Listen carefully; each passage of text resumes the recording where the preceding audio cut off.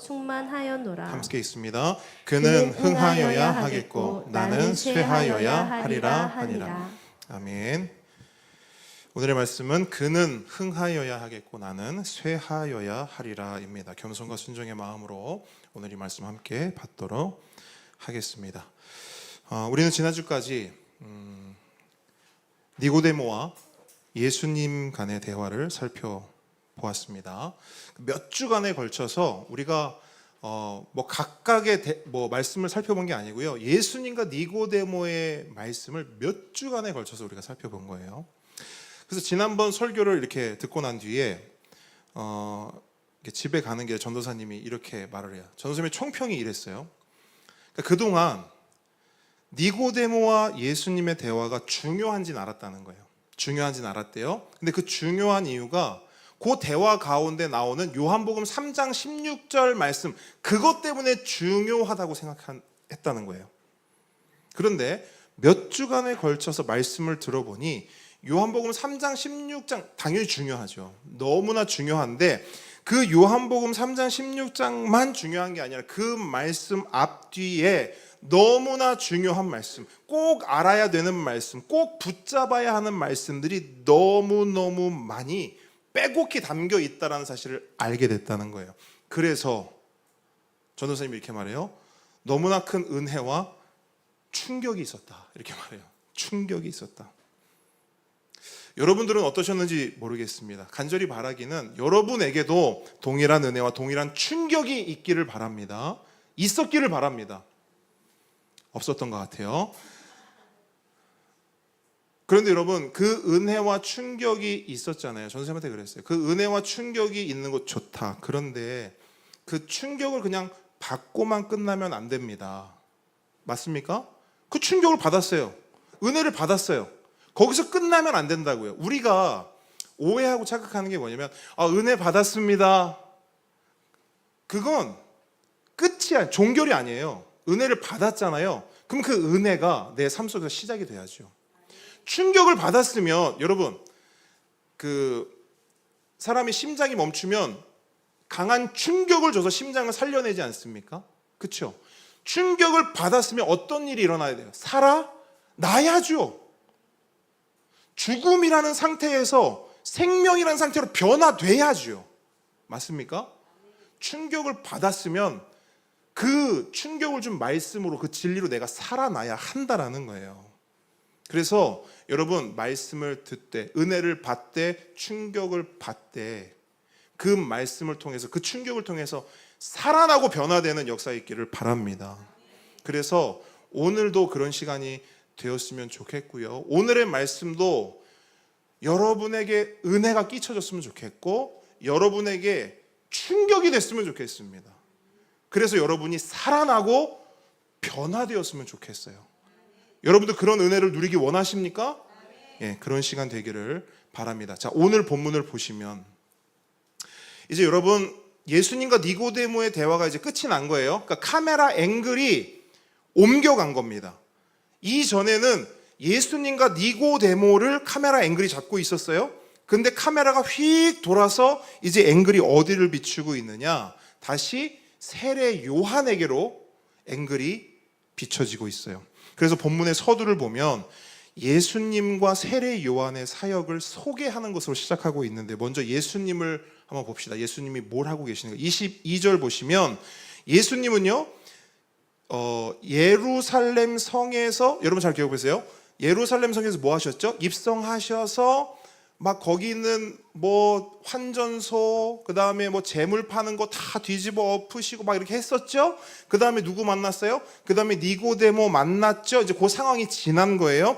그런 후에 이제 예수님이 예루살렘 성을 나와서 다른 곳으로 이동을 하신 거예요. 어디로 이동하셨다고 나옵니까? 유대 땅으로. 자, 유대 땅으로 예수님이 이동하셨어요. 자, 중요한 거. 자, 예수님이 유대 땅에서 뭐 하고 계십니까? 대답해 주십시오. 세례를 베풀고 계셨어요. 자, 이거 잘 캐치해 두세요. 자, 그러면 예수님은 유대 땅에서 세례 베풀고 계셨다. 자, 그럼 요한은 뭐 하고 있는가? 23절 봅시다. 23절 보시면 요한도 예수님처럼 뭐 하고 있어요? 세례를 베풀고 있어요. 근데 요한은 예수님과 같은 지역이에요? 다른 지역이에요? 다른 지역인 거예요. 요한은 어디서 세례를 베풀고 있습니까? 살렘 가까운 곳에 위치한 어디? 에논이라는 곳에서 세례를 베풀고 있었어요. 자, 저를 보십시오. 그런데 예수님은 유대 땅에 세례를 베풀고 있었고 요한과 요한의 제자들은 에논 땅에서 세례를 베풀고 있었어요. 근데 이 상황 속에서 이제 문제가 하나 발생하는 거예요. 어떤 문제냐? 예수님도 세례를 베풀고 요한도 세례를 베푸는데 사람들이 점점 누구에게로 몰리고 있어요? 예수님께로 몰리고 있어요. 자, 본문 26절 함께 읽습니다. 시작. 그들이 요한에게 가서 이르되 라삐여, 선생님과 함께 요단강 저편에 있던 이 곧 선생님이 증언하시던 이가 세례를 베풀매 사람이 다 그에게로 가더이다. 아멘. 자, 제자들의 말 속에서 여러분 어떤 감정이 느껴지고 있습니까? 자, 기쁨인가요? 기쁨은 아니에요. 그렇죠? 혹시 서운함 느껴지십니까? 질투 느껴지세요? 예. 서운함과 질투가 제자들의 말 속에서 느껴지고 있어요. 이유가 뭡니까? 뭘 뺏겼어요? 사람을 뺏겼어. 자신들을 따르던 사람들을 누가 빼앗아 간 거예요? 예수님이 빼앗아 간 거예요. 여러분 잘 보십시오. 세례 요한이 어떤 인물이었냐면 우리가 다 살펴보는 거예요. 한번 떠올려 보세요. 세례 요한이 어떤 인물이었냐면 말씀의 기근 가운데 있던 이스라엘 백성 가운데, 그렇죠? 구약이 끝이 나고 신약이 시작되기 전에 뭐가 있어요? 하나님의 침묵 시기가 있었잖아요. 그런데 세례 요한이 누구냐? 하나님의 이 침묵을 깨고 혜성처럼 등장하여 이스라엘 백성이 정신이 번쩍 날 만큼 강력한 메시지를 선포하고 외쳤던 인물이 바로 세례 요한이에요. 그래서 그 정신이 번쩍 나는 메시지를 들은 사람들이 그 세례 요한을 만나기 위해서, 그의 말씀을 듣기 위해서, 그에게 세례를 받기 위해서 광야로 몰려들었단 말이에요. 몇백 년 만에 처음 일어난 일이었어요. 선지자가 나타난 거예요. 말씀의 사자가 나타난 거예요. 그들 입장에선 구원자 그리스도가 나타난 거예요. 요한의 제자들은 그 모습에 매료됐죠. 그래서 어떻게 합니까? 저 요한 선생님의 제자가 되기 원합니다. 그래서 요한 옆에 탁 달라붙은 거예요. 오른팔, 왼팔, 오른발, 왼발. 전 새끼 발가락에도 좋습니다. 요한 선생님의 제자가 되고 싶습니다. 그렇게 된 거예요. 그러면서 자신들의 스승인 그 요한과 이곳저곳을 다니면서 그 사람들이 몰려오는 것들을 봤죠. 사람들의 환호 소리를 들었죠. 그 가운데서 그들은 어땠을까요? 굉장히 흐뭇하고 굉장히 만족스럽고 굉장히 기뻤습니다. 이상하잖아요. 사람들은 누구 보러 온 거예요? 요한 보러 온 거예요. 근데 왜 제자들이 기쁘고 흐뭇하고 만족스러웠을까요? 스승의 인기는 곧 누구의 인기예요? 나의 인기죠. 스승의 명성은 곧 누구의 명성이에요? 나의 명성인 거예요.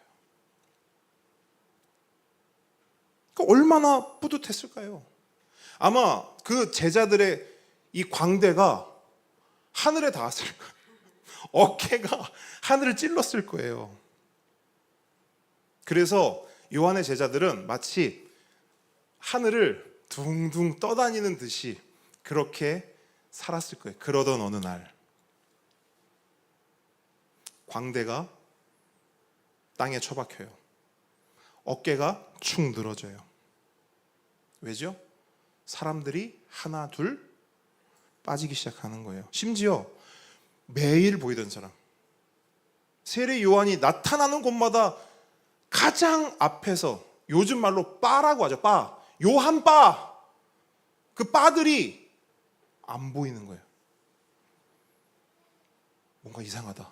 위기를 직감합니다. 그리고 서둘러서 상황을 파악하기 시작해요. 근데 여러분 본문 보시면 요한의 제자들이 누구랑 이야기를 나눴대요? 한번 말씀 한번 보십시오. 누구랑 변론했다고 나오지 않습니까? 누구야? 말씀을 해주십시오. 누구요? 유대인들하고 뭔가 이야기를 나눴대요. 정결 예식에 대해서 이야기를. 네, 그때 이제 학자들은 추론하는 거예요. 요때 정결 예식에 대한 변론을 하면서 그 유대인들과 제자들 사이에 실갱이가 있었을 것이다. 어떤 실갱이냐? 야, 너네 스승도 이쪽에 세례 준 다음에 그 예수라는 작자도 이쪽에 세례 준 다음에 근데 이쪽으로 더 많이 가더라? 야, 니네 스승이 가짜고 예수가 진짜야? 열 받아요, 안 받아요? 받아요, 안 받아요? 받죠. 그 다음 본문이 뭐예요? 그 즉시 달려간 거예요. 스승에게 달려간 거예요. 큰일 났다고.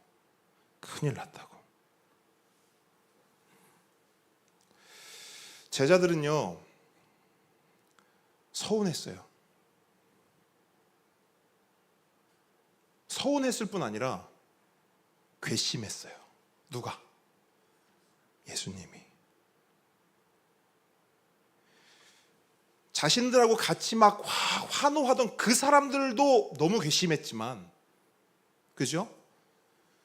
자기들하고 막 있다가 예수님께로 휙 가버린 그 사람들도 괘씸했지만, 그 사람들을 받아준 예수도 괘씸했어요.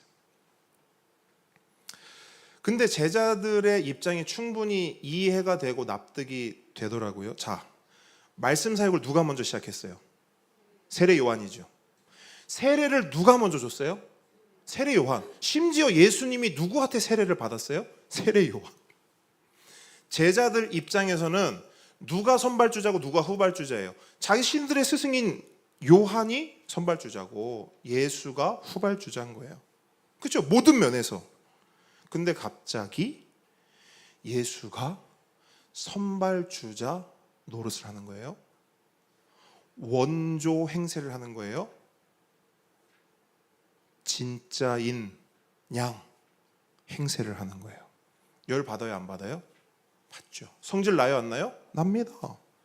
그래서 자기들의 스승인 요한을 찾아가서 이야기하는, 선생님 들으셨어요 그 얘기?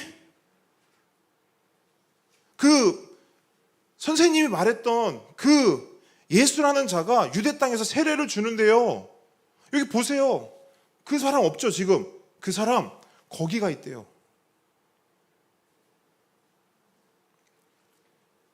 여기 있던 사람 다 거기가 있대요.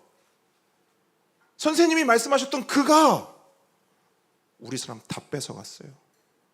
우리 거 다 앗아갔어요. 우리 거 다 가져갔어요. 잃는 거예요, 잃는 거. 큰일 났다고. 어떻게 할 거냐고. 그때 세례 요한이 뭐라고 대답합니까? 본문 27절 함께 읽습니다. 시작. 요한이 대답하여 이르되 만일 하늘에서 주신 바 아니면 사람이 아무것도 받을 수 없느니라. 아멘. 요한은요, 제자들의 서운함과 질투에 대해 조용한 어투로 꾸짖습니다. 여러분, 이 27절 본문은 저는 이걸 꾸짖음으로 봐요. 조용한 어투로 꾸짖는 거예요. 쉿, 조용해라. 이 모든 것을 누가 하셨다? 하나님이 하셨다. 그 사람들이 나를 떠난 것도 하나님이 하신 것이고, 아멘입니까? 그렇게 떠난 사람들이 다른 데로 가지 않고 예수께로 간 것도 누가 하신 거예요? 하나님이 하신 것이다. 그러니 쉿, 조용해라. 잠잠해라.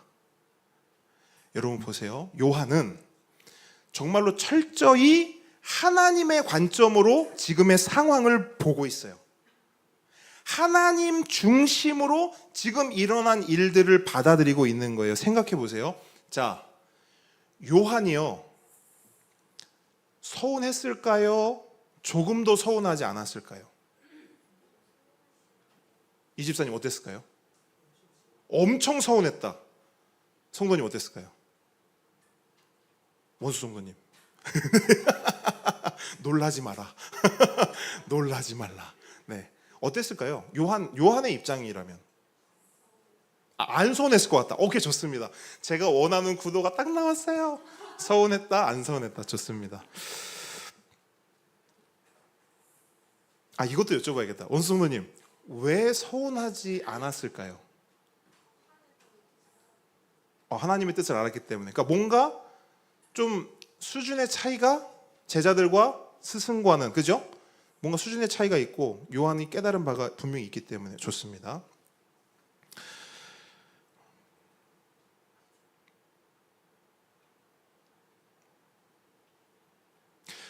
제가 요한이 아니기 때문에 요한의 속마음은 모릅니다. 근데 저는 이 말씀을 묵상하면서 이런 생각을 해봤어요. 요한도 서운했을 거다.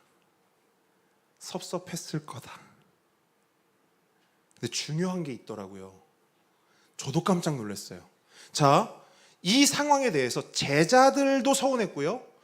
요한도 서운했어요. 왜냐하면 상황 자체가 어때요? 기쁜 상황이에요? 서운한 상황이에요? 서운한 상황인 거예요. 그 제자들도 서운했고 요한도 서운했다. 근데 요한은 차별점이 있더라고요. 차이가 있더라고요. 뭐냐면 서운하고 섭섭하지만 그것에 빠지지 않고 있어요. 그것에 휘둘리지 않고 있어요. 그것에 이끌려가지 않고 있어요. 그죠? 서운한 상황인데 그 서운함을 떨치고 있단 말이에요. 밀어내고 있단 말이에요. 마치 이런 거죠. 야, 이 상황을 봐봐, 요한. 지금 너한테 일어난 일들을 봐봐. 너 서운해, 안 서운해? 야, 아무리 예수가 그리스도고 아무리 하나님이 주인이라지만 왕이라지만 너 이거 상황 서운해, 안 서운해? 막 밀어붙이고 있는 거예요. 상황이에요. 요한을 서운하라고, 섭섭해하라고.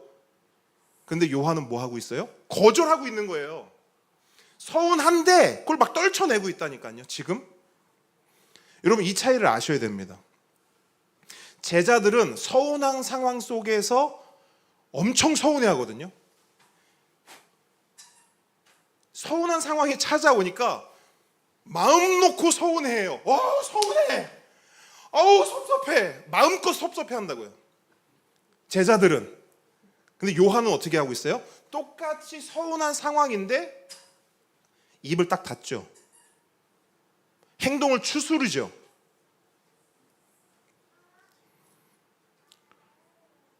무슨 차이가 있을까? 근데 여러분, 우리가 이런 어떤 오해가 있을 수는 있어요. 뭐냐면 우리가 신앙생활 하다 보면 이런 오해와 착각이 쑥 들어오거든요. 뭐냐면 세례 요한 정도 되면 어떤 일이 생겨도 서운하지 않고 어떤 문제가 생겨도 섭섭하지 않는 그런 어떤 신앙의 경지에 올랐을 거야 라고 하는 이런 거 있지 않아요? 나는 이렇지만 우리 목사님은 이런 거에 흔들리지 않으실 거야. 나는 이렇게 감기로 골골하지만 우리 목사님은 영적으로 충만한 분이시기 때문에 감기도 걸리지 않으실 거야. 맞아요? 저 지금 목 디스크 와가지고 지금 죽겠어요 지금. 무슨 말이냐면 세례 요한이든 바울이든 모세든 아브라함이든, 여러분 성경에 보면 그러잖아요. 엘리야를 표현할 때 그도 우리와 성정이 같다. 서운한 상황이 되면 다 서운해요. 섭섭한 상황이 되면 다 섭섭하고요. 경지에 이르러서 나는 서운하지 않다. 나는 섭섭하지 않다.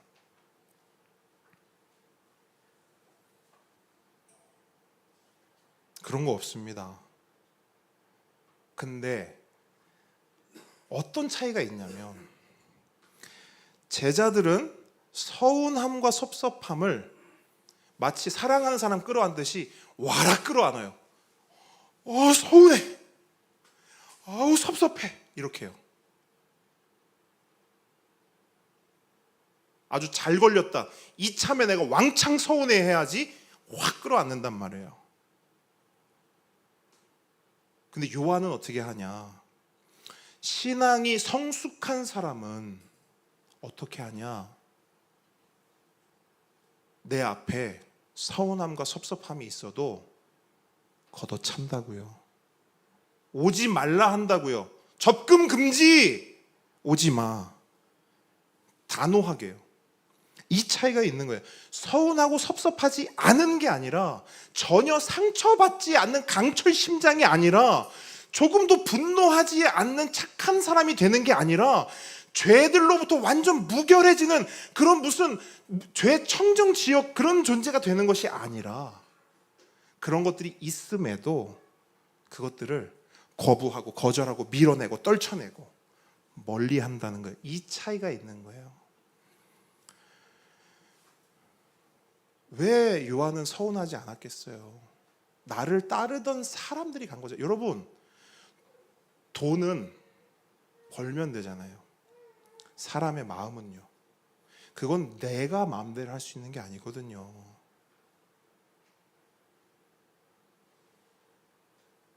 연예인들이, 저번에 어떤 아이들이 이런 얘기를 하더라고요. 연예인을 하면서 가장 힘든 거, 뭐 돈, 그다음에 명성, 얼마든지 있죠. 근데 뭐가 제일 힘드냐? 인기가 떨어지는 게 힘들대요. 내가 데뷔해서 모든 스포트라이트를 딱 받을 때 그 인기, 그렇죠? 사람들이 나만 나가면 캬. 근데 아이돌은 10년에 한 번씩 데뷔합니까? 매주, 매달 데뷔하죠. 근데 자신을 비추는 서포트라이트가 싹 다른 사람에게 갈 때, 나에게 환호하던 사람들이 다른 사람 팬클럽으로 싹 돌아설 때, 그걸 감당할 수가 없더라는 거예요. 여러분, 요한이 왜 서운하지 않고 섭섭하지 않았겠어요? 하지만 요한은 철저히 그것을 거부한 거예요. 그럼 보자고요. 제자들에겐 없고 세례 요한에게 있었던 것이 뭔가? 제자들이 붙잡지 못했고 세례 요한이 붙잡았던 건 뭔가? 결론부터 말씀드릴게요. 그건 뭐냐? 하나님의 주권이에요. 하나님의 주권을 인정하느냐, 인정하지 않느냐. 하나님의 주인 되심을 받아들이느냐, 받아들이지 않느냐. 바로 이 차이가 제자들과 세례 요한의 차이입니다. 지금의 상황을 이르러 제자들이 왔잖아요. 요한에게. 사람들이 다 그쪽으로 갔습니다. 어떻게 하실 거예요? 요한은 딱 한마디 하죠. 하나님이 하신 거야. 다른 말로 하나님 마음이야. 그들이 나한테 왔을 때 그것도 하나님 마음이었고, 그들이 예수님께로 간 거 그것도 하나님 마음이야. 하나님 마음대로 하실 때 우리가 할 수 있는 건 그냥 그것을 묵묵히 지켜보고 하나님의 일하심을 보는 것뿐이야. 우리가 뭔데, 내가 뭔데 하나님의 일하심에 입을 댈 수 있겠어? 하나님의 주권, 하나님의 주인 되심. 그러니까 제자들은요, 하나님을 알고 하나님을 믿고는 있었지만 제자들에게 뭐가 없었냐면 하나님의 주권과 하나님의 주인 되심에 대한 인정이 없었어요. 이건 여러분 굉장히 큰 차이입니다. 하나님을 믿는 것과 하나님을 주인으로 믿는 건 다른 차원이에요. 하나님의 존재는 믿어요. 근데 하나님이 주인이 아니라 호구야, 이렇게 될 수도 있다고요.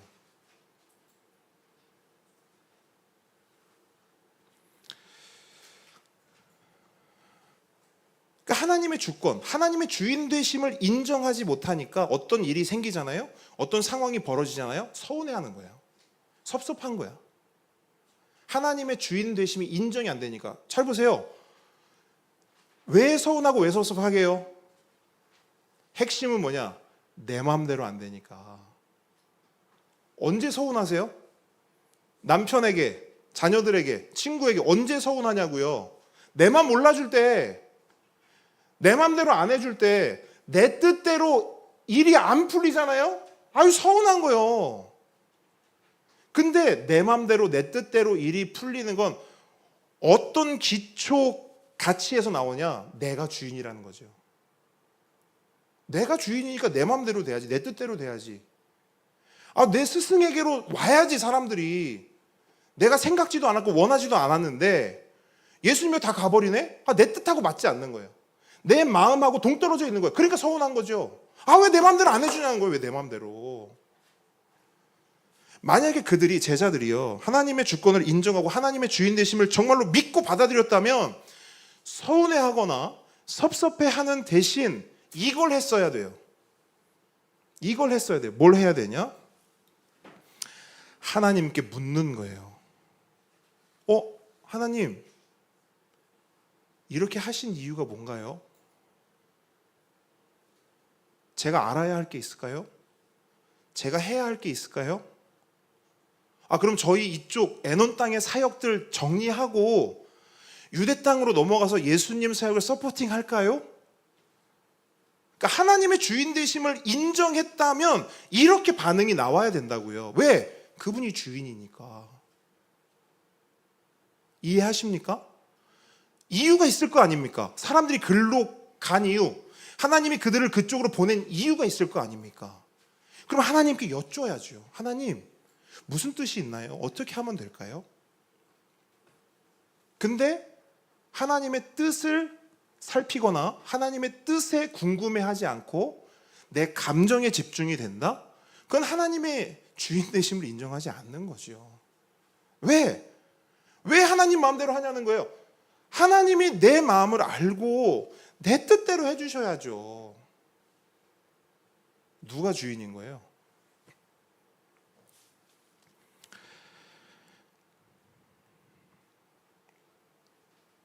그러니까 결국 여러분 이 말씀을 보잖아요. 제자들의 말씀을 언뜻 보면 누구를 위하고 있는 것처럼 보여요? 요한을 위하고 있는 것처럼 보여요. 스승님 어쩝니까? 스승님을 따르던 그 사람들이요, 지금 다 절로 갔어요. 스승님 어떻게 해요? 스승님 사람들이 자꾸 줄어서 어떻게 해요? 뭔가 세례 요한을 위하고 있는 것처럼 보입니다. 스승님 망하시면 안 됩니다. 스승님 실패하시면 안 돼요. 요한을 위하는 것처럼 보여요. 근데 본심은 뭐예요? 나예요. 잘 보세요. 그냥 어렴풋이 보면 이렇게 되는 거예요. 스승님 망하면 안 됩니다. 근데 이 메시지 본심을, 스승님 망하면 누가 망해요? 내가 망하잖아요. 그러니까 망하면 안 돼요.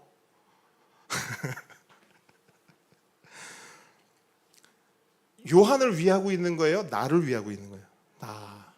이거 되게 웃기지 않습니까? 스승이고 제자면 이렇게도 볼 수 있거든요. 부모고 자녀란 말이에요. 이렇게도 볼 수 있어요. 주인이고 종이란 말이에요.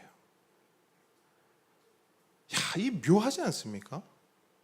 스승이고 제자인데 스승을 위하는 척하면서 정작 누구를 위해요? 나를 위한단 말이에요. 부모를 위하는 척하면서 부모에게 효도하는 척하면서 결국 누구 어깨 으쓱하려고 하는 거예요? 내 어깨 으쓱하려고 하는 거죠.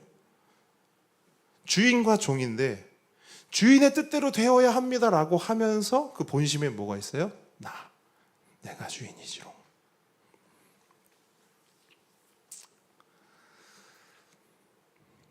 여러분 이게 인간입니다. 우리의 실체예요.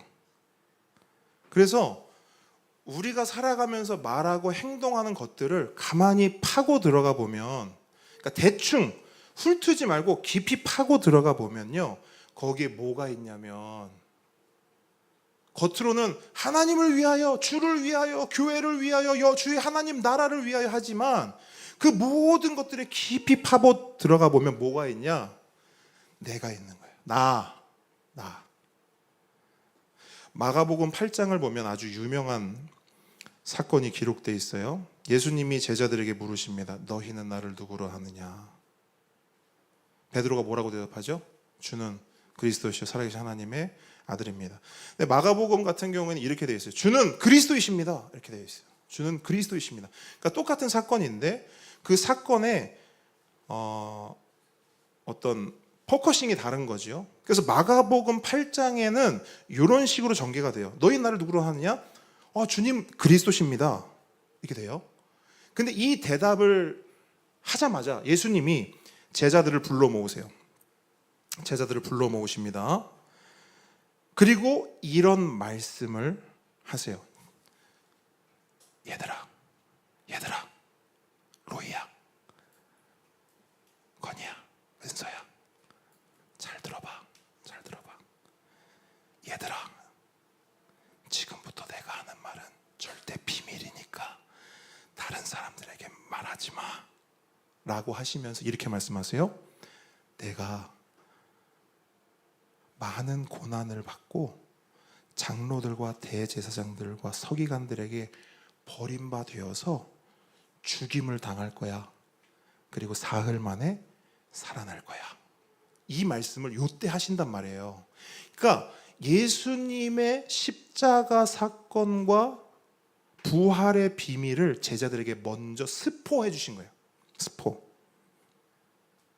그럼 제자들 입장에서 어때야 돼요? 와, 그런 놀라운 일이. 그렇군요. 제가 준비하겠습니다. 이렇게 해야 되잖아요. 갑자기 딱 듣다가 베드로가 잠깐만요, 예수님. 이리 와보세요. 그 다음 본문이 이렇게 됐거든요. 베드로가 예수님을 붙들고 항변했다. 이렇게 돼요. 근데 항변했다. 뭔가 이렇게 예수님 그래도 그렇게 하시면 안 되죠. 뭔가 항변 이런 느낌이잖아요. 원어로 보잖아요. 베드로가 예수를 구석으로 불러 세워 그를 질책하고 그를 책망하고 그를 혼냈다. 이게 원어의 의미예요.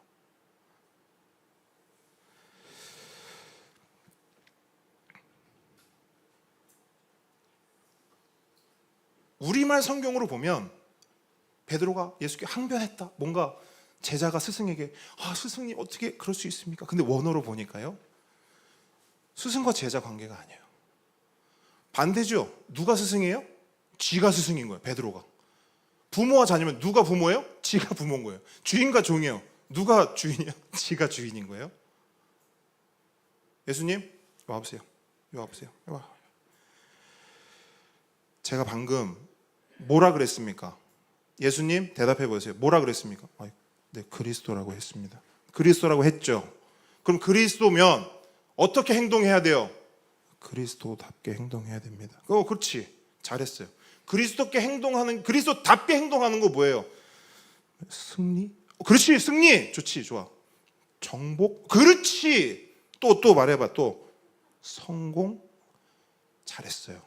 그렇게 얘기하는 거예요. 오케이, 다시. 자, 모여, 제자들 모여. 다시 말씀해 보세요.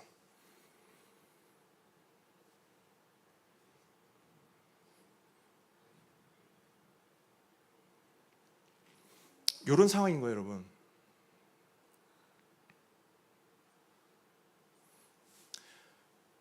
베드로처럼 하나님 닥달한 적 있다 없다? 손 들지 마세요. 서로 시험 드니까. 박 집사님 너무 크게 웃으시면 안 됩니다. 그러면 들켜버리잖아요.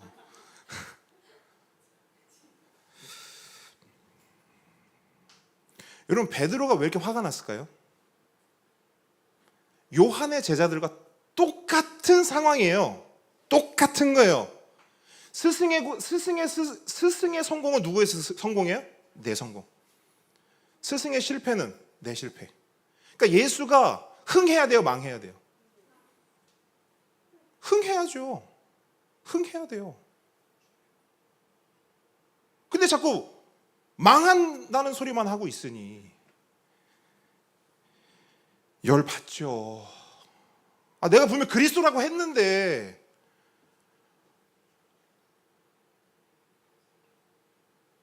내가 찬양했잖아요.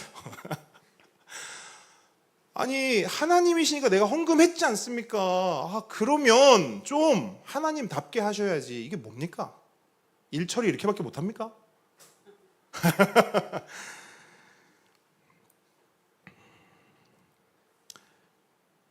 예수님이 버림받으면 누구도 버림받는 거예요. 예수님이 죽임 당하면 누구도 죽어야 되는 거예요. 예수님이 십자가 지면 누구도 져야 되는 거예요. 근데 예수님은 이렇게 말씀하셨잖아요. 나 십자가 졌으니까 너네도 각자 십자가 지고 와야 돼. 근데 우리 십자가 지려고 해야 안 해요. 그러니까 그거 아시죠? 한국 교회가 많은 이제 목사님들이 한탄하는 게 한국 교회 가운데 십자가 설교가 사라지고 있다. 왜 사라질까요? 사람들이 듣기 좋아한다, 싫어한다? 싫어해요. 왜 자꾸 십자가 설교하냐는 거예요. 왜? 목사님, 사례비 줬는데 왜 자꾸 십자가 얘기하냐고. 듣기 좋은 말 하라고.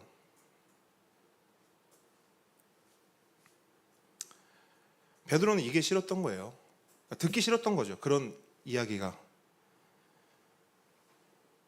보상받지 못할까 봐. 여러분, 베드로가 제자가 되기 위해서 뭐 했죠? 어부일 다 때려치고, 자기가 하던 일 다 때려치고 예수님을 따랐단 말이에요. 그러면 이만큼 그러니까 때려친 게 많을수록 원하는 보상은 커요, 적어요? 커요. 엄청나게 큰 보상을 원했어요. 베드로가 수제자 아닙니까? 그러면 수제자랑 그냥 제자랑 누가 더 인센티브가 커요? 큰일 난단 말이에요. 예수님 망하면 안 돼. 성공해야 돼. 쿠데타를. 로마 정복해야 돼. 그래야 내가 한 자리 차지하지. 근데 지금 그렇게 물거품 될 상황이야. 내 수고와 열심과 내 헌신이 물거품이 될까 봐. 예수님을 믿고 사는데 그 예수 믿는 것에 대한 보상이 없을까 봐. 결국 베드로가 예수님에게 항변했던 예수님 그러시면 안 됩니다. 버림받으셔도 안 되고 죽으셔도 안 되고 실패해서도 안 됩니다. 했던 것은 겉으로 보면 누구 위한 거예요? 수제자가 자신의 스승인 예수님을 예수님 절대 망하시면 안 돼요. 근데 본심은 뭐예요? 네가 망하면 내가 망하잖아. 이게 인간이고 이게 우리의 실체입니다. 이게 여러분 놀라지 마세요. 이게 우리 안에 있는 거예요. 우리 안에.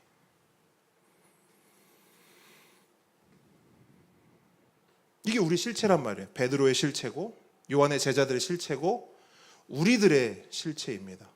그래서 예수님은 그런 우리들의 실체를 향해서 뭐라고 말씀하는지 아세요? 우리의 실체에 대해서 잘 들어보세요. 예수께서 돌이키사 제자들을 보시면, 그러니까 이게 뭐냐면 베드로가 예수님 불러가지고 막 책망했을 때 그 바로 다음에 예수님이 뭐라냐면 예수께서 돌이키사 제자를 보시고 베드로를 꾸짖어 이르시되 뭐라고 꾸짖었어요? 사탄아 물러가라. 베드로가 뭐가 된 거예요? 사탄이 된 거예요. 사탄아 물러가라. 그럼 예수님의 호통이 지금 뭘 향하고 있냐면 저는 이렇게 생각합니다. 베드로 그 존재에 대해 네가 사탄이구나가 아니라 베드로가 가진 생각과 같이 그리고 거기서 나오는 말과 행동과 선택과 결정에 대해서 지금 예수님이 꾸짖으시는 거예요. 사탄 짓거리 하지 마. 사탄이 하는 짓 하지 마. 사탄이 되려고 하지 마. 이 말씀 하시는 거거든요. 그럼 여러분 보세요. 뭐가 사탄 짓이고 어떻게 하는 게 사탄이 되는 겁니까? 예수님이 딱 설명을 해주세요. 사탄아 물러가라 하고 나서 베드로에게 뭐라고 말씀하시냐면 너는 하나님의 일을 생각하지 않고 사람의 일만 생각하는구나. 이 말씀을 하시는 거예요. 그러니까 뭐가 사탄 짓이냐? 하나님의 일을 생각하지 않고 사람의 일을 생각. 다른 말로 하나님의 뜻을 뭉개고 내 뜻을 앞세우는 거. 하나님의 말씀보다 내 소견, 내 생각이 중요한 거. 하나님의 주권보다 내 주권이 그 위에 있는 거. 이걸 한마디로 하면 뭐냐면 하나님의 주인 되심을 깔아뭉개고 인정하지 않고 무시하고 내가 주인 되는 거. 내가 주인이야 라고 하는 게 사탄 짓이고 그게 사탄이라는 거예요. 그러면 여러분, 예수님이 이렇게 말씀하신 이유와 근거가 있어야 되잖아요. 뜬금없이 예수님도 보세요. 예수님 열받는다고 야 네가 날 감히 혼내? 이 사탄아? 화나서 그냥 아무 의미 없이 던진 말이 아니란 말이에요. 예수님이 베드로의 그런 행동을 사탄이라고 말한 이유와 근거가 당연히 있어야겠죠. 묻습니다. 사탄이 처음부터 사탄이었나요? 우리 작은 모배들, 사탄이 처음부터 사탄이었나요? 그럼요. 천사였어요. 사탄이 처음부터 사탄이 아니에요. 사탄이 처음부터 사탄이 아니라 원래 하나님께서 창조하신 거룩한 천사였습니다. 거룩한 천사. 근데 그 거룩한 천사가 왜 사탄이 됐습니까? 성경의 말씀들을 종합해 보면 딱 한 단어로 이유를 설명할 수 있는데 그게 뭐냐? 교만. 천사가 왜 사탄이 되는가? 교만. 교만이 뭐냐? 여러분, 교만은 이 세상이 말하는 사전적 의미는 잘난 척하고, 그죠? 막 나대고 이런 거, 아우 교만해 이렇게 하잖아요. 근데 성경적 의미의 교만은요, 그런 걸 훨씬 뛰어넘을 뿐 아니라 사실 그거랑 그 모든 것의 열매일 뿐이죠. 왜 그렇게 하는가? 이게 없기 때문이에요. 그럼 그게 뭐냐? 하나님의 주인 되심을 무시하고 내가 주인 되는 것, 이게 성경이 말하는 교만입니다. 근데 그 교만의 선봉이 누구냐? 사탄이라는 거예요. 왜? 사탄이 하나님께 교만하여 천사였던 그가 사탄의 자리로 떨어져 버렸기 때문이에요. 그리고 그렇기 때문에 그렇게 똑같이 하나님의 일보다 사람의 일, 하나님의 뜻보다 내 뜻, 하나님의 말씀보다 내 소견, 하나님의 일보다 내 일을 더 소중하게 생각하는 그 교만을 떠는 베드로를 향해 사탄아 물러가라 라고 말씀하신 거예요. 묻습니다.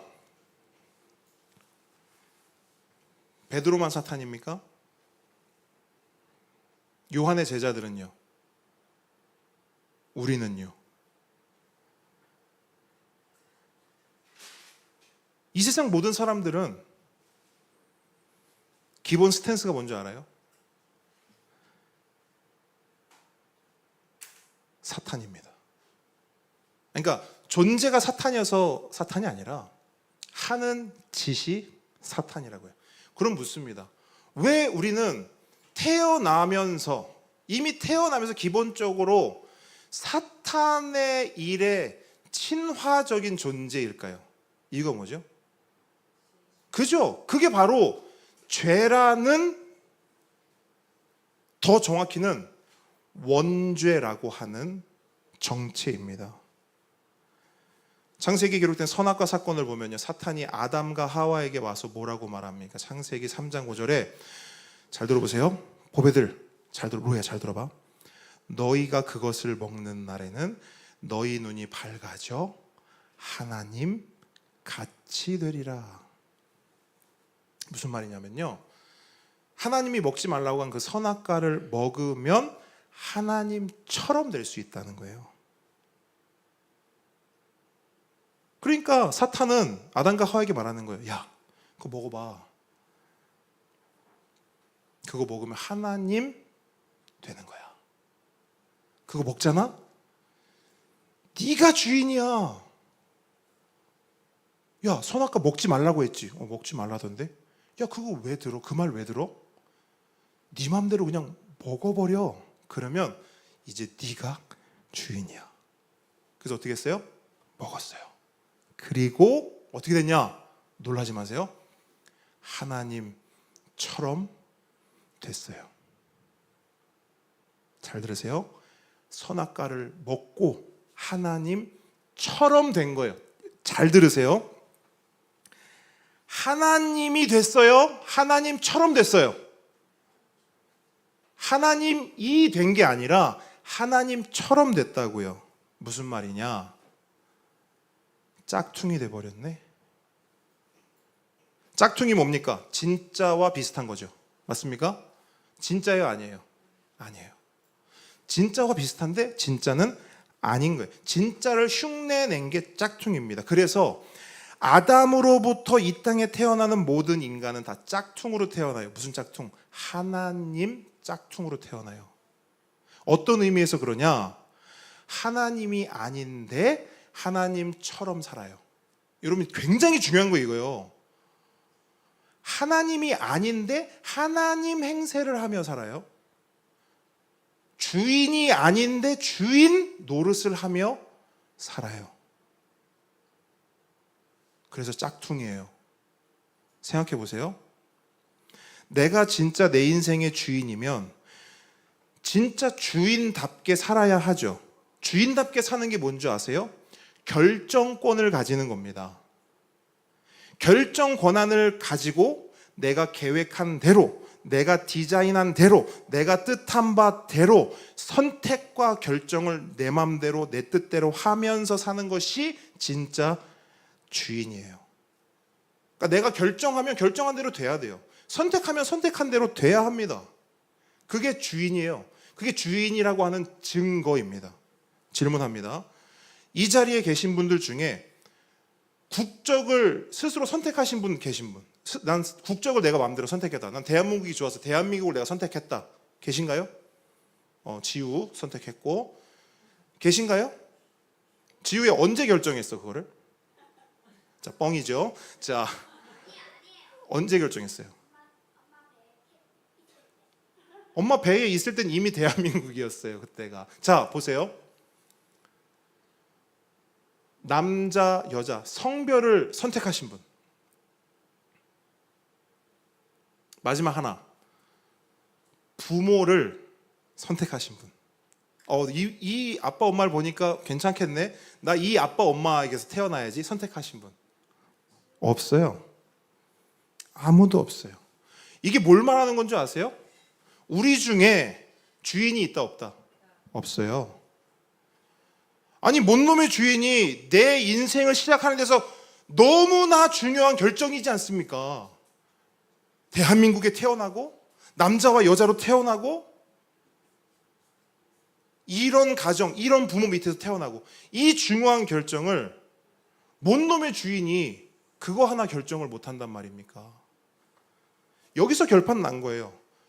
우리 중에 우리 인생의 주인은 아무도 없다.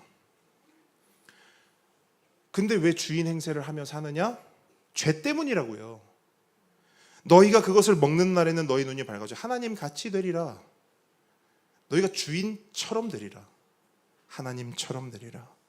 근데 여러분 그거 아세요? 우리의 삶이 힘든 이유가 여기에 있어요. 우리의 삶이 왜 지치고 우리의 삶이 왜 버겁고 우리의 삶이 이렇게 짐스럽냐? 그 이유와 원인이 여기 있다고요. 뭐냐? 주인이 아닌데 주인 행세하며 살려니 힘들어요, 안 힘들어요? 아니, 말해보세요. 주인이 아닌데 주인 행세하려니 힘들어요, 안 힘들어요? 너무 힘들죠. 왠지 아세요? 주인의 권한과 능력은 없으면서 모든 걸 다 책임져야 되는 거예요. 결정할 권한이 없는데 모든 책임을 다 지고 살아간다니까. 뭘 할 능력도 없어. 근데 그걸 다 하려고 내가 다 싸집어 매고 내가 어깨에 다 얹고 살려니 주인의 능력은 없는데 주인의 책임만 있어요. 너무 힘든 거죠. 그러니까 주인이 아닌데 주인 행세하며 사는 것 자체가 죽을 맛인 거예요. 그걸 한 단어로 말해볼게요. 그게 지옥입니다. 나 아닌 모습으로 사는 거. 내가 책임질 수 없는 것을 책임지는 것이 지옥이에요. 그래서 제가 지난주에 말씀드린 겁니다. 하나님이 주인된 인생은 천국을 살고요.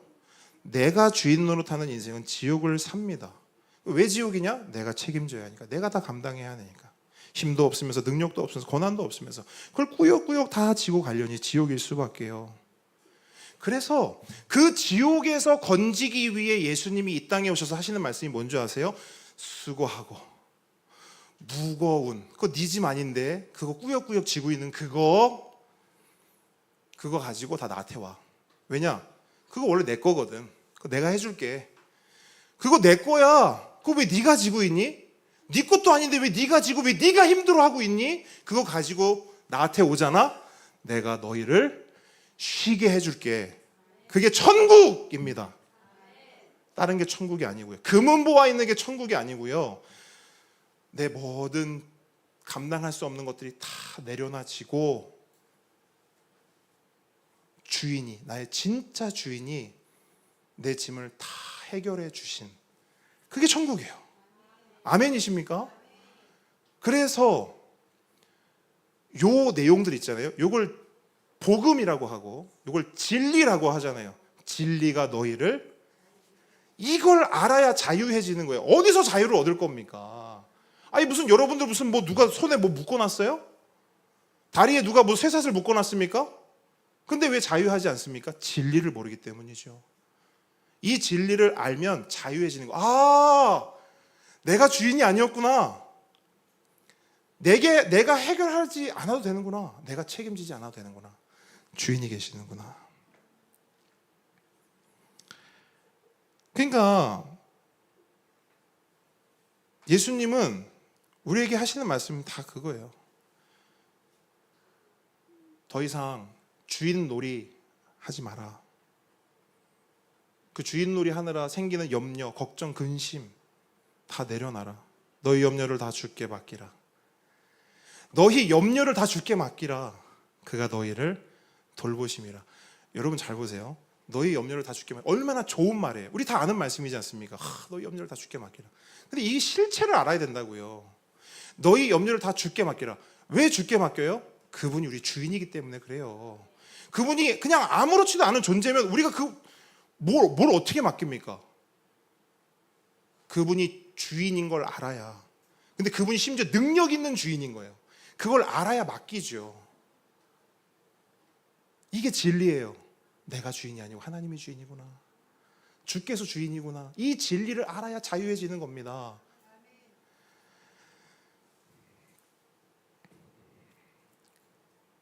그리고 그렇게 자유해질 때 여러분 짝퉁 인생이 이제 비로소 거기서 끝나는 거예요.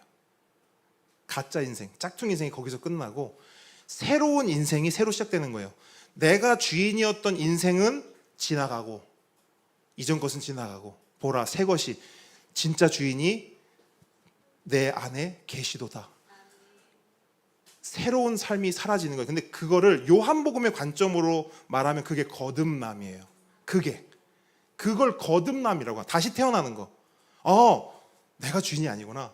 진짜 주인이 있구나. 다시 태어났다. 자유롭다. 이걸 거듭남이라고 합니다. 여러분 예수 믿는 게 뭡니까? 그냥 예수님을 그 존재를 믿는 겁니까? 2000년 전에 예수님이 있었대. 십자가에 죽었대. 3일 만에 부활했대. 그냥 이 사실을 믿는 거, 그게 예수님 믿는 걸까요? 아니에요. 아닙니다. 예수님을 믿는다는 건 그 예수님이 십자가에 달린 그 예수님이 3일 만에 부활하신 그 예수님이 내 예수님이라는 것을 믿는 거예요. 이게 진짜 믿는 거예요. 더 구체적으로 말해볼게요. 그 예수님이 내 주인이라는 것을 믿는 거예요. 지난 목금토 포도원교회 주관하는 청소년 수련회에 우리 찬양팀들하고 함께 수련회로 다녀왔어요. 3일 가까이 되는 3일 동안 10번의 설교, 10번 정도 되는 설교를 들었습니다. 10명의 설교자들이 나와서 10번의 설교를 했는데 그 10번의 설교 가운데 거의 모든 설교에서 빠지지 않고 등장했던 문장이 있어요. 청년들이여 하나님을 만나야 합니다. 청년들이여 이 밤에 하나님을 만나야 합니다. 아멘. 그래서 저는 속으로 그랬어요. 하나님을 만나는 게 뭐지? 저 목사님은 하나님을 만나는 게 뭐라고 생각하고 하나님을 만나야 한다고 이야기하는 걸까? 예배가 마쳤습니다. 소그룹 시간이었어요. 우리 찬양팀들에게 물어봤어요. 아까 계속 하나님을 만나야 된다고 하는데 하나님을 만나는 게 뭡니까? 물었어요. 하나님을 만나는 게 뭡니까? 근데 우리 팀원 중에 누군지 말하지 않겠습니다. 그 팀원 중에 한 명이 이렇게 말해요. 저는 눈물 흘리는 것이 하나님을 만나는 거라고 생각합니다. 이렇게 말하는 거예요. 찬양을 하거나 기도를 할 때 내가 눈물이 났어. 아, 그럼 나 하나님 만났다. 이렇게 하나님 만났다. 여러분 어떻게 생각합니까? 여러분 하나님 만나는 게 뭐예요? 여러분 하나님 만나셨습니까? 이제 대답 안 하지. 이렇게 하면은 우리 하나님 다 만났다고 이야기하잖아요. 그 하나님 만난 게 뭐냐고요? 제가 늘 말씀드리죠. 우리가 그냥 교회 다니면서 입에 그냥 달라붙어버린 그런 둥그름 잡는식의 언어들 다 이제는 우리가 좀 제거하고 분명한 단어를 우리가 가져야, 분명한 문장으로 우리가 신앙을 고백해야 된다. 하나님을 만났다는 게 뭐냐? 뭐 이 부분에 있어서 제가 드리는 말씀이 정답이다 이런 건 아니에요. 근데 이런 방향성과 이런 관점을 가지고 있어야 된다는 거예요. 하나님을 만났다는 건 뭐 눈물을 흘린다거나 뭐 감정이 막 뭉클했다거나 뭐 갑자기 막 기도하는데 막 정훈아 소리를 들었다거나 기도를 하는데 갑자기 뭔가 막 뭐가 앞에 막 보이는 것 같고 어떤 막 영적인 경험을 하고 뭐 방언을 하고 이런 게 아니라 하나님을 만난다는 건 하나님의 하나님 되심과 나의 나됨을 아는 거예요. 다시 한번 하나님의 창조주 되심과 나의 피조물 됨을 깨닫는 거예요. 다시 한번요. 하나님의 주인 되심과 나의 종됨을 인정하는 거예요. 그래서 여러분 성경을 보면 하나님을 만난 사람들의 공통점이 있어요. 구약에서 한 명, 신약에서 한 명 제가 말씀을 드릴 건데 구약에서 사무엘 한번 볼까요? 사무엘이 하나님을 만났어요. 뭐라고 말하냐? 말씀하옵소서 주의 종이 듣겠나이다. 맞아요, 아니에요? 정확한 인지가 있어요. 하나님이 어떤 분이고 내가 어떤 분인지. 신약으로 넘어옵니다. 마리아의 고백이에요. 주의 여종이오니 말씀대로 이루어지이다. 다른 말로 말씀만 하시면 다 이루어질 겁니다. 왜? 당신이 주인이시니까요. 이게 하나님을 만나는 거예요. 내가 주인이 아니구나. 이게 하나님을 만난 거라고요. 막 너무 슬퍼. 물어봅시다. 그 눈물이 유효기간이 얼마나 되던가요? 그 뭉클한 감정이 우리의 삶에 무슨 도움이 되던가요? 실컷 울고 실컷 감정풀이하면 그게 하나님을 만난 거라고요? 그거는 산지신령이요 여기 가도 다 있는 거 아니에요? 거기 있는 사람들 울고 웃고 난리 나지 않습니까?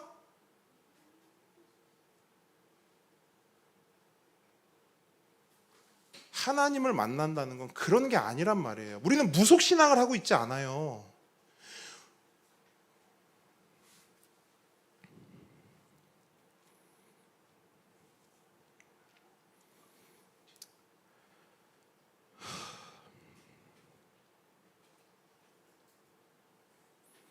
뭘 고민하는 것 같아요, 제가. 네, 정리하겠습니다. 마무리할게요. 그래서 여러분 하나님을 만난 사람들, 이제 오늘 본문 보면 요한은 그럼 하나님을 만났어요, 안 만났어요? 만났죠.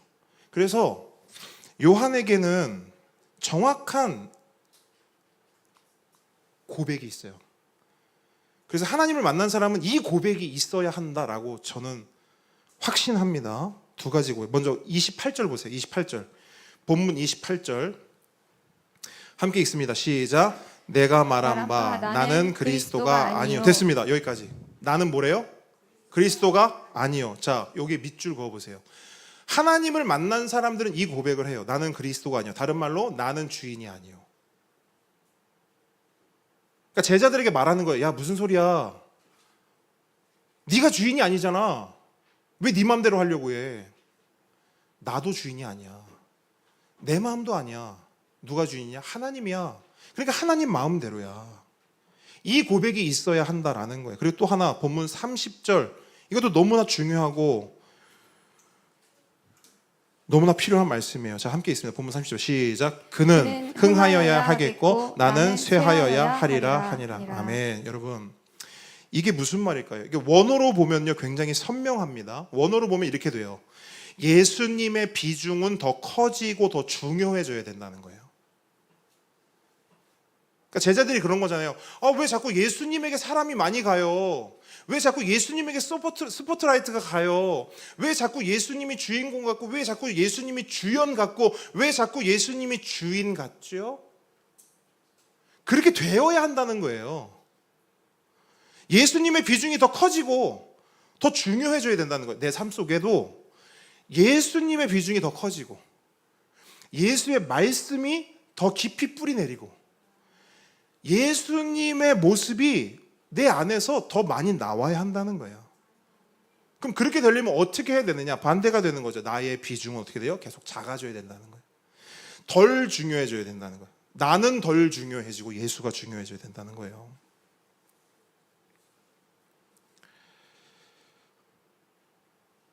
함께 오는 성도 여러분,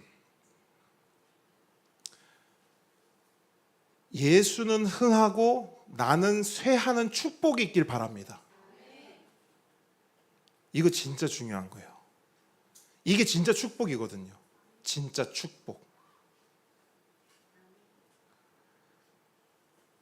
이게 돼야 우리가 이 땅을 살아가면서 천국을 받아 누릴 수 있는 겁니다. 그래서 여러분, 저는 유정훈 목사는 우리 함께 오는 교회 성도들이요, 다른 거 사실 저는 뭐 그렇잖아요. 뭐 어떤 목사님 우리 성도들 뭐 사업장 뭐 잘 풀리고 자녀들 뭐 학교 뭐 잘하고 뭐 아프지 않고 기도할게요. 할 건데 제 1번, 제가 여러분을 위해서 기도하는 1번은 뭐냐? 이겁니다. 왜냐면 보세요. 자, 사업장이 잘 되게 해주십시오. 자, 여러분이 이제 사업장의 사장이야. 사업장이 잘 돼. 행복해요, 안 행복해요? 행복해요, 안 행복해요? 행복하죠? 아니, 왜 그것도 망설이십니까? 막 너무 잘 돼. 난 불행해. 그거 아니잖아요. 행복하잖아요. 근데 사업이 잘 안 돼. 그럼 행복해요, 불행해요? 그러니까 이런 기도 제목들의 함정이 뭐냐면, 사업이 잘 되면 행복한데 안 되면 불행해요. 그러니까 저는 이런 기도 제목보다 더 중요한 게 있다고 생각하거든요. 뭐냐? 사업이 잘 되나 안 되나 상관없이 여전히 굳건할 수 있는 것. 저는 요거를 지금 여러분들 위해 기도하고 싶거든요. 기도하고 있고요. 그게 뭐냐면 예수가 흥하고 나는 쇠하는 거예요. 이렇게 되면 어떻게 되냐면 내 사업이 잘 돼도 기뻐요. 예수님 때문에. 사업이 잘 안 돼도 견딜 수 있어요. 예수님 때문에. 이게 예수 믿는 겁니다. 아멘. 이게 큰 축복이고 이 축복을 여러분들이 받아 누렸으면 좋겠습니다. 찬양하겠습니다. 우리 주는 위대하며 능력이 많으시도다. 여러분 잘 보세요. 찬양의 가사에 보면